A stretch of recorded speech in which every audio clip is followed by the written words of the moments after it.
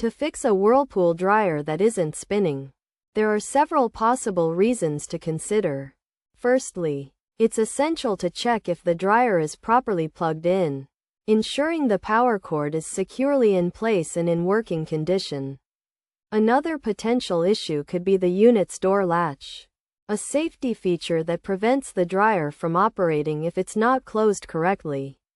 To resolve this, try rearranging the clothes in the dryer to prevent them from getting in the way. And make a habit of closing the door gently to avoid damaging the latch. Additionally, a faulty drive belt could be the cause of the problem.